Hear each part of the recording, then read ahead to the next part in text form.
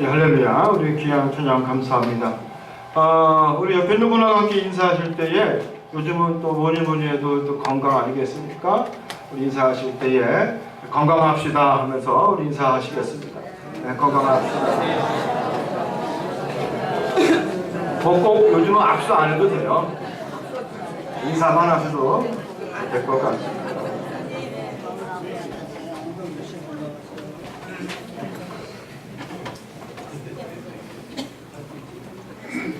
어떤 부잣집에서 일하던 정원사가 그 부잣집 마나님이 고소를 해가지고 법정에 섰습니다. 이 정원사의 제목이 뭐냐면은 그 부잣집 마나님 보고 코끼리라고 불렀어요. 그 여자 입장에서 코끼리라고 부르니까 여러분 얼마나 속이 상하겠습니까? 그래서 모욕죄로 아니 조금 몸이 클 수가 있죠. 어떻게 코끼리라고 부를 수 있냐고 그래서 고소를 했습니다. 그러니까 판사가 이제는 판결을 내리는데 참 괘씸하지만 그래도 뭐 말 한마디 때문에 법정 구속은 시킬 수 없고 경고를 했어요.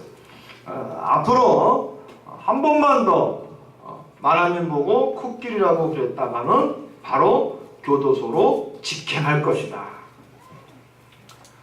그랬더니 그 정원사가 예, 판사님 잘 알겠습니다. 그러면서 근데요, 코끼리 보고 부인이라고 하면 그건 괜찮죠? 그러는 거예요. 마나님 보고 코끼리라고 그러면은 돼요, 안 돼요? 안 되지만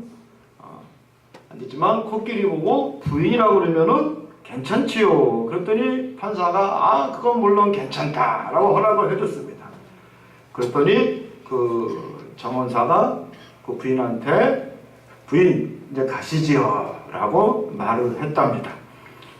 무슨 말인지 잘 모르실 거예요. 집에 가시면은 아마 좀 깨달을 뭔가 좀 오는 게 있을 것입니다. 어쨌든 이 정원사가 혁신적인 유머를 통해 가지고 또 한 번 그 부인을 놀렸다고 볼 수가 있습니다. 오늘은 평신도 주일입니다.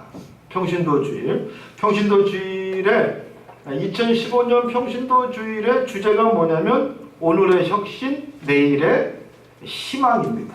오늘의 혁신, 내일의 희망. 우리 감리교회가 오늘 혁신하지 않으면 혁신하지 아니하면 내일 희망이 없다는 이야기죠.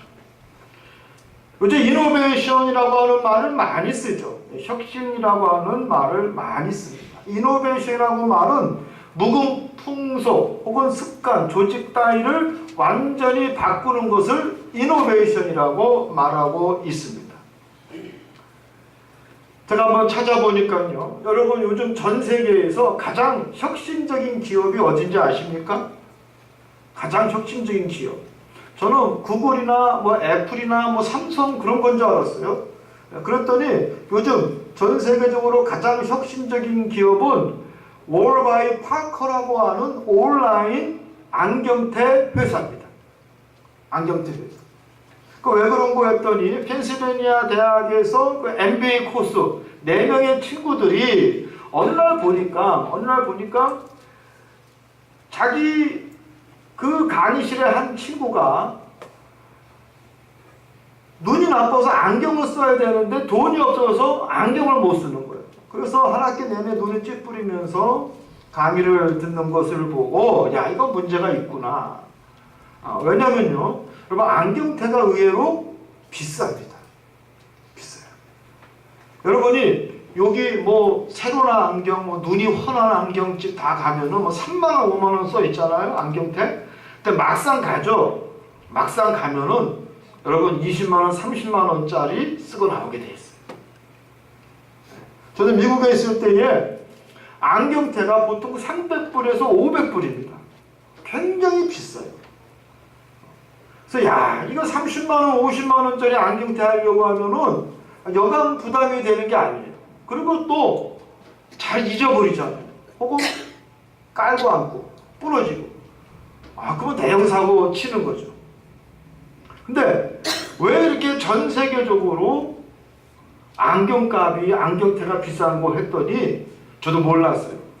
왜냐면요, 전 세계 안경테를 이태리에 있는 한 회사가 독점해서 만든대요. 거의 이 회사는 1년에 6,500만 개의 안경테를 생산한다는 거예요. 여러분이 좋아하는 레이방, 프라다, 샤넬 뭐 이런 것들이 다 사실은 이 회사에서 다 만들고 있다는 거예요. 전 세계 유명한 브랜드, 또 많이 쓰는 브랜드도 사실은 이 이태리에 있는 룩소티아라고 하는 회사에서 다 만든다는 거예요. 그러니까 독점하고 있는 거죠. 독점하고 있는 거예요. 그래서 안경테가 비쌀 수밖에 없다라는 거예요. 그래서 이 MBA 다니는 학생 4명이 착한 혁신을 합니다. 착한 혁신. 어떤 혁신이냐?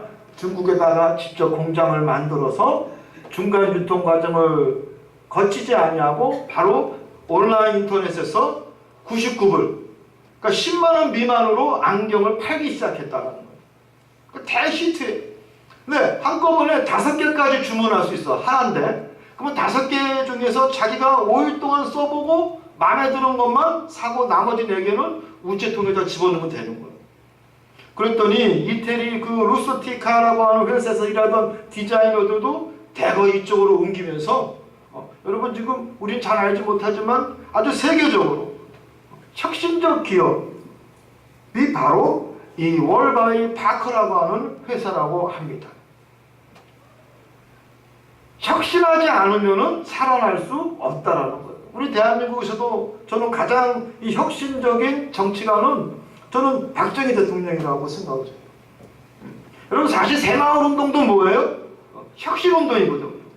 그래서 이 혁신적 정치인들이 박정희 대통령을 비난했지만 사실은 박정희 대통령만큼 혁신적인 사람은 없었다. 저는 사실 개인적으로 그런 생각을 하게 됩니다. 성경을 읽다 보면은 이런 관점에서 보면요, 이 2가지 종류의 사람이 있습니다. 뭐냐? 첫 번째, 현실에 안주하는 사람들이 있고요. 두 번째는 혁신적인 사람이 있어요. 혁신적인 사람. 그래서 오늘 본문에 나오는 요시야 왕이라고 하는 사람은 아주 혁신적인 사람이었습니다.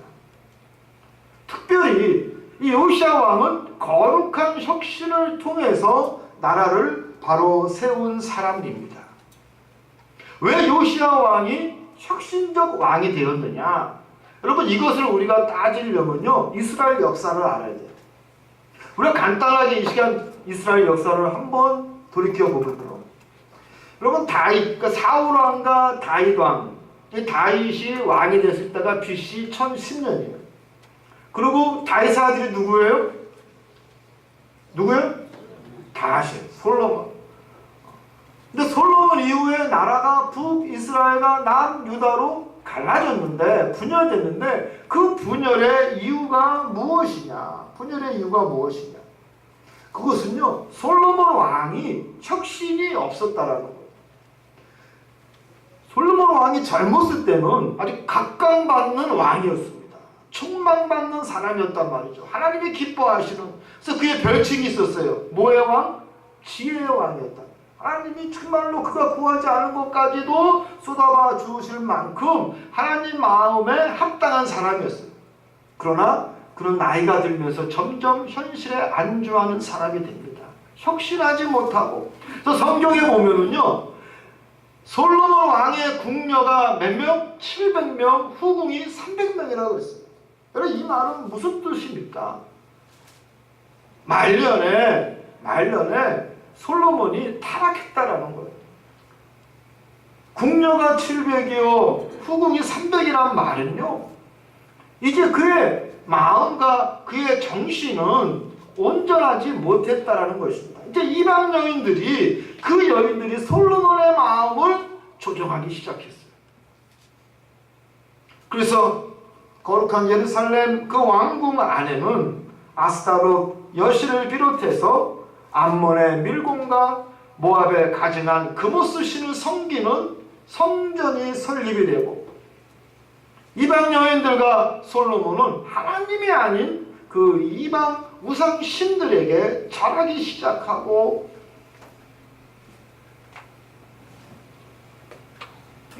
이 시대에 이 이방의 가증스러운 우상신들은요, 아주 부패하고 음란했습니다. 아주 음란한 신들이었어요.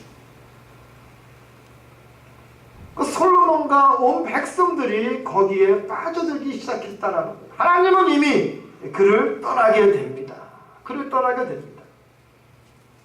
거룩한 혁신을 이루지 못한 그 솔로몬 때문에 결국은 남과 북으로 나라가 나눠지게 됩니다. 특별히 북이스라엘의 왕이었던 여로보암은 악의 축의 대명사가 됩니다.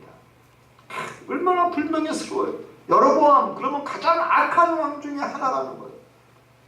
그래서 북이스라엘의 역사를 보면 아합왕을 비롯해서 가장 악한 왕들은 다 북이스라엘에 있는 거예요. 여로보암은 자기가 왕이 되고부터 안주하기 시작합니다. 혁신을 이뤄내지 못하고. 그래서 끊임없이 그는 죄를 범하게 되는데 열왕기하 15장에 보면은 이런 말씀이 있습니다. 여호와께서 보시기에 악을 행하여 누가? 여로보암 왕이 이스라엘로 범죄하게 한, 자기뿐만 아니라 이스라엘 백성과 민족을 하려고 범죄하게 하였다라는 거예요. 왕이 솔선수범해서 행악을 했다는 거예요. 왕이 솔선수범해서 좋은 게 아니라. 느밧의 아들 여로보암의 죄에서 떠나지 아니한지라. 이스라엘이 210년 동안 그 초대 왕이었던 또 악의 축이었던 여로보암의 그 행악과 그 범죄를 이어가게 됩니다. 여러분, 이상하게 좋은 거는 안 따라하고 나쁘고 하지 말아야 될 것은 따라하는 거예요. 이것을 소셜 트랜스미션이라고 합니다. 사회적 전이에요. 우리의 자식들 보면 우리가 알 수가 있잖아요. 좀 좋은 모습 따라하는데 꼭 내가 스스로 부끄러워하는 안 좋은 모습을 우리 자식들이 따라할 때 얼마나 우리가 속상합니까? 이게 악의 사슬이에요. 악의 사슬. 210년 동안 북이스라엘은 그 행악함과 부패한 관습과 풍습이, 하나님을 경멸하는 그 모습이 결국은 이어져서 끊어내지 못하고 후대까지 이어짐으로 선지자 호세아 시대에 아수르에 의해서 멸망당하고 맙니다.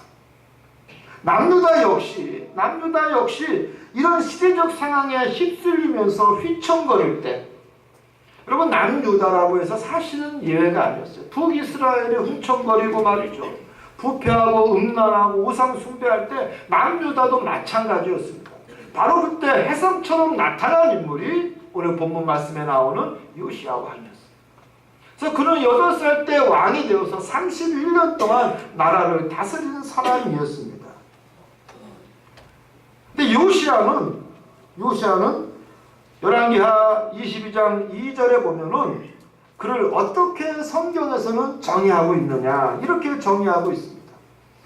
요시야가 하나님 보시기에 정직히 행하여 그의 조상 다윗의 모든 길로 행하고 좌우로 치우치지 아니하였더라.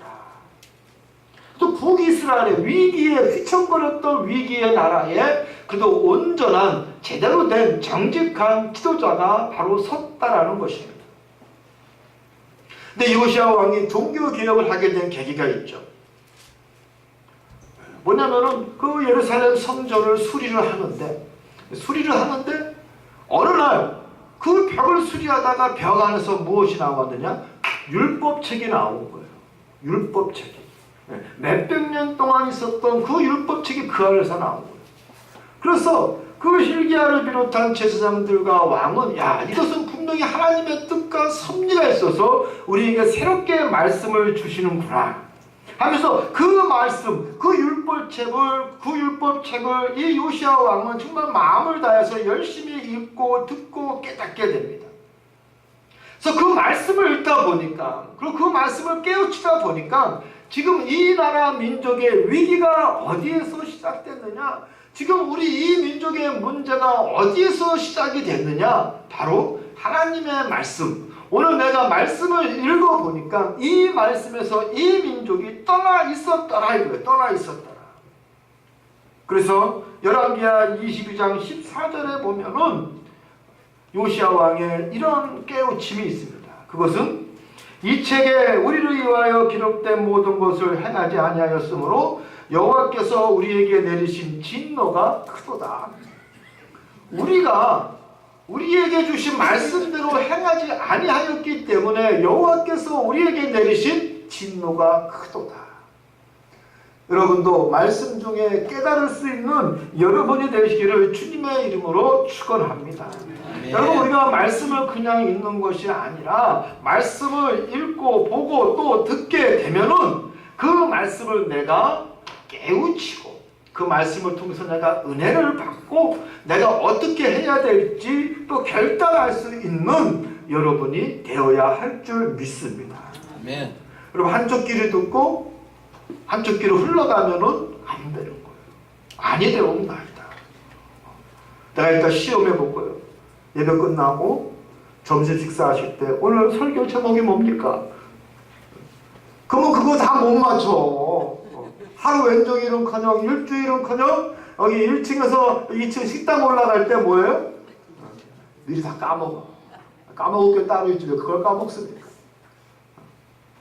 여러분, 말씀을 기억하시고 깨우치고 변화될 수 있도록 결단하시기를 주님의 이름으로 축원합니다.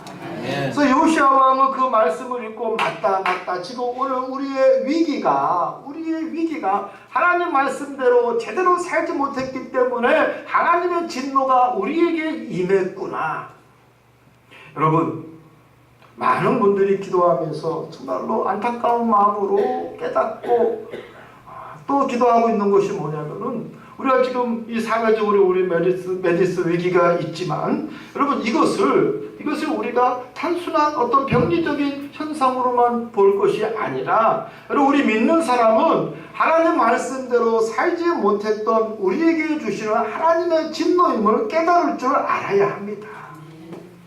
그래서 우리도 변화하고 우리도 거룩한 혁신을 통해서 이제 하나님 앞에 돌아섬으로 말미암아 우리는 극복해야 할 줄 믿습니다. 특별히 여러분, 우리 믿음의 사람들이 먼저 하나님 앞에 무릎을 꿇어야 할 줄 믿습니다. 요시야 왕은 거룩한 혁신을 결단하게 되죠. 소위 요시야 종교 개혁을 그는 감행하게 됩니다. 그래서 오늘 본문 말씀 24절에 보면은 온 유대와 예루살렘에서 보이는 신접한 자들과 점쟁이들과 무당들을 말하고 있는 거예요. 무당들. 신접한 자들. 여러분, 이때도 이 박수무당들이 있었어요. 귀신 내린 자들이 있었어요. 그러니까 그들에게 사람들이 쫓아가서 돈을 주고 구술하고 미래를 물어보고 그랬단 말이에요. 여러분, 인천에도 말이죠. 저 제물포고등학교 앞에 가면 얼마나 점쟁이 집이 많은지 몰라. 여기저기 얼마나 많은지 몰라. 인천에 교회도 많지만 여러분, 가만히 보면은 인천에 술집도 많고 또 점쟁이 집도 많아. 나 인천에 이렇게 술집이 많은 줄 몰랐어요. 인천에 이렇게 술집이 많은 줄 몰랐어요. 원 이상한 술집들이 그냥 도처에 있더라고, 도처. 나는 여기만 있는 줄 알았어요. 저기 사거리, 저 수미동 로타리에 있는 줄 알았는데 그게 아니라 깜짝 놀랐어요. 며칠 전에 보고, 야. 그래서 요시야 왕이 개혁을 시작합니다. 모든 신접한 자들과 점쟁이와 드라빔은 전봇 때 쓰는 도구예요. 또 우상과 모든 가증한 것들을 다 제거하였으니 이는 제사장 hil기야가 여호와의 성전에서 발견한 책에 기록된 율법의 말씀을 다 이루려 함이라. 요시야 왕의 정말로 구체적이고 요시야 왕의 본격적인 종교개혁을 설명하고 있습니다. 25절 말씀은 어떻습니까? 요시야와 같이 마음을 다하며 뜻을 다하며 힘을 다하며 모세의 모든 율법을 따라 여호와께로 돌이킨 왕은, 이제부터 대단한 말씀이 나와요. 요시야 전에도 없었고 후에도 그와 같은 자가 없었더라. 할렐루야. 여러분 모두가 요시야 왕과 같이 거룩한 혁신을 이뤄내는 여러분이 되기를 주님의 이름으로 축원합니다. 한 20년 전인가요? 삼성의 이건희 회장이 독일의 프랑크푸르트에서 아마 그 전자쇼를 했을 거예요. 프랑크푸르트에서 모든 사장단을 소집하고 거기서 사장단 회의를 합니다. 그래서 이건희 회장이 뭐라고 이야기합니까? 마누라와 자식만 빼놓고 다 바꿔라요. 혁신을 요구하고 있는 거죠. 그래서 이것을 삼성밴드는 뭐라고 이야기하느냐? 프랑크푸르트 선언이라고 이야기하는 거예요. 오늘날 세계적인 1등 기업 삼성이 있기 전에 이 혁신을 이건희 회장이 주장했기 때문에 가능하다는 겁니다. 여러분, 삼성이라는 기업 보십시오. 연매출 400조. 그리고 37만 명의 직원, 또 70개가 넘는 계열사를 거느린 아주 글로벌 기업이 됐습니다. 삼성이 세계 초일류 기업이 되는 것은 결코 우연이 아니라 끊임없이 자기 혁신을 통해서 가능했다라는 것입니다. 근데 지금 어느 때보다 오늘 우리의 교회도 마찬가지로 자기 혁신이 필요한 시대입니다. 이구동성으로 교회의 위기를 말하고 있습니다. 교회론적으로 보면은 가장 큰 위기가 무엇이냐? 첫 번째가 교회로서 교회다움을 상실한 정체성의 위기라는 것입니다. 아이덴티티 크라이시스, 정체성의 위기. 교회다우면은 교회는 교회다워야 되는데 교회답지 못하다. 두 번째는 뭐냐면은 상관성의 위기예요. 이 교회가 사회와 관계를 맺으면서 어떻게 하나님의 사명을 우리가 집행할 것이냐, 이것을 우리가 상실했다라는 겁니다. 세 번째는 뭐냐면은 자본과 상품에 우리의 정신과 우리의 마음을 잠식당한 소비주의의 위기입니다. 컨슈머니즘 크라이시스. 여러분, 이건 제가 여러분에게 늘 주장하는 소비주의의 위기. 상품과 물질에 우리의 마음과 우리의 정신을 우리는 빼앗겼다라는 거예요. 세상 사람들과 우리가 별반 차이가 전혀 없다라는 겁니다. 그래서 이 위기를 우리가 극복하지 않으면 우리 교회의 미래는 불투명할 수밖에 없습니다. 따라서 뼈를 깎는 자성과 참회와 거룩한 혁신이 필요합니다. 이 시대의 행악과 부패와 안위를 또 부끄러운 모습을 그대로 방치한다면 다음 세대에도 교회는 그대로 여전히 힘없는 모습으로 이어질 것입니다. 오늘의 거룩한 혁신이 없다면 내일의 희망이 없다라는 것입니다. 오늘 우리의 부끄러운 모습은 소셜 트랜스미션 그대로 우리 후손들에게 이어지고 전이된다라는 것입니다. 이 위기의 때에 우리는 깨어서 기도하고 거룩한 혁신을 통해서 반드시 변해야 합니다. 다행히 우리에게는 자랑스러운 전통이 있습니다. 웨슬레 목사님의 복음혁명입니다. 웨슬레 목사님이 그 회심하고 영국에서 복음을 전할 때 놀라운 역사가 있었어요. 여러분, 그 당시 영국 사회를요, 이 산업시대의 영국 사회를 뭐라고 규정하냐면 첫 번째 무규범의 시대. 말이 멋있지, 무규범의 시대라는 것은 뭐냐면요, 불법 천지라는 거야. 불법 천지. 그리고 정말로 그 시대를 돌이켜보면 폭력과 착취, 남을 때려서 빼앗는 것이 능력이 되고 인정받는 시대였단 말이죠. 그리고 또 뭐가 있었습니까? 그 시대는 차별과 가난이 이어지던 시대였습니다. 자기 공장이라도 갖고 있으면 아주 빠르게 부자가 되던 시대였어요. 이 당시 사회 형편을 살펴보면은 벌써 4살, 5살만 돼도 공장에 가서 아이들이 일을 합니다. 돈을 받는 것도 아니고 먹는 것, 입는 것만 제공받고 하루에 16시간 노동을 했다고 하는 기록이 있습니다. 어린아이이기 때문에 어른들이 들어가지 못하는 탄강 좁은 굴로 아이들을 들여보내고 굴뚝으로 들여보내서 그 때를 벗기고 또 석탄을 캐냈다라고 하는 기록이 있습니다. 하루에 16시간씩. 여자들이 할 수 있는 것은 유일하게 매춘밖에 없었다라고 하는 기록이 있습니다. 여러분, 결국 이 사회는 다른 유럽과 같이 그 상황 속에서 피해 혁명을 부릴 수밖에 없었지만 그런 위기의 사회 속에서 존 웨슬레 목사님은 복음으로 무혈혁명을 이루어냈습니다. 여러분, 이 말씀은 뭡니까? 존 웨슬레 목사님이 나가서 창광촌에 가서 빈민촌에 가서 말씀을 전할 때에, 아무 데서나 말씀을 전할 때에 사람들이 그 말씀을 듣고 은혜를 받고 깨닫고 변화되고 회개하고 새롭게 그들은 혁신을 이루려고 애썼다라는 얘기입니다. 존 웨슬리 목사님이 말씀하시는 그 복음은 말로만의 복음이 아니라 자기의 삶을 통해서, 자기의 모습을 통해서 보여준 바로 성화였습니다. 성화. 내가 먼저 스스로 변화되는 성화의 모습을 보여줌으로 말미암아 영국 사회가 변화됐다라는 거예요. 아까도 여러분에게 제가 소셜 트랜스미션 얘기했지만 나쁜 것도 빠르게 전파되지만 여러분 좋은 것도 전파된다라는 거예요. 여러분 성화라는 것을 결코 어렵게 생각하지 마십시오. 성화는 뭡니까? 만세전에 택하신 거룩한 하나님의 백성, 주님이 주시려고 하는 그 거룩한 축복을 받기를 원하는 그 하나님의 백성, 원래의 백성의 모습으로 회복되는 게 바로 뭐예요? 성화라는 거예요. 우리의 왜곡된 모습이 아니라, 찌그러진 모습이 아니라 원래의 모습대로 회복되는 것이 바로 성화입니다. 근데 웨슬리 목사님은 바로 이 성화의 모습을 당신을 통해서 보여주고 또 보여주고, 이 사람도 그 모습을 보고 변하고, 또 그 변한 모습을 보고 또 다른 사람이 보고 변하고 여러분, 이 모든 아름다운 선한 영역으로 말미암아 유일하게 영국은 피의 혁명이 아니라 복음의 혁명으로 나라가 새롭게 세워졌다라는 것을 우리는 너무나 잘 알고 있습니다. 사랑하는 성도 여러분,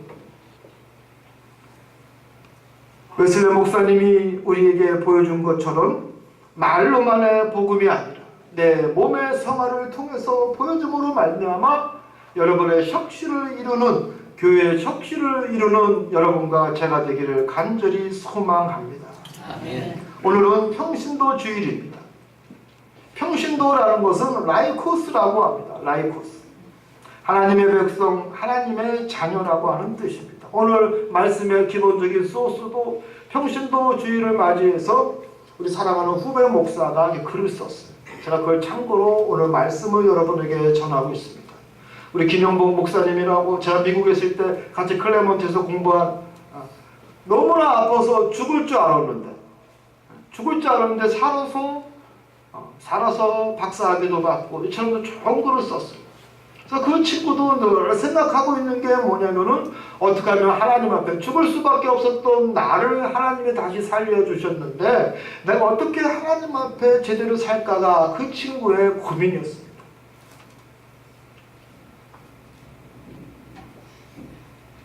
그래서 그 친구가 이 평신도주의를 맞이하면서 정말로 온 교회에 전하고 싶었던 말씀이 바로 거룩한 혁신이에요. 거룩한 혁신. 하나님 앞에 내 삶을 다할 수 있는, 나의 생명을 다할 수 있는, 이제부터 내 인생은 하나님이 주신 제2의 인생이라고 생각하면서 거룩한 혁신을 해야 우리 교회가 살 수 있다라고 하는 그 믿음을 우리에게 정말로 보여주기를 원했습니다. 그래서 이 라이코스라고 하는 이 평신도라고 하는 말은 특정 그룹이 아닌 이 세상과 구분된 하나님의 백성, 하나님의 자녀를 가리키고 있습니다. 선택받은 자들, 성도, 제자, 교회 전체를 통칭하기도 합니다. 또한 그리스도의 몸인 교회의 모든 성도들 지체를 우리는 라이코스, 평신도라고 합니다. 그런데 여러분, 평신도, 즉 모든 교회의 구성원을 평신도라고 하는 거예요. 근데 세상은 이 라이코스, 평신도들을 통해서 교회를 보고, 다시 말해서 세상은 여러분을 통해서 교회를 본다는 거예요. 또 우리를 통해서, 평신도를 통해서 교회는 세상을 변화시켜 나갑니다. 우리는 그래야 한다는 것입니다.